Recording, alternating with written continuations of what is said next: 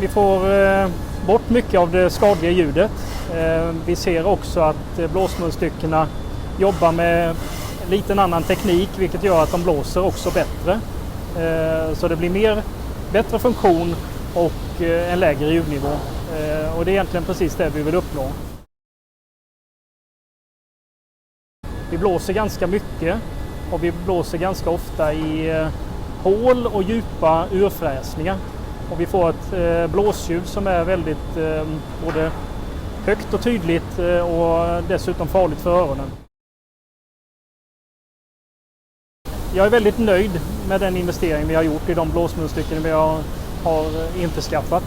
Vi har fått en lägre ljudnivå, vi får bättre kvalitet på det arbete vi utför och ja, det är väl sammanfattningen.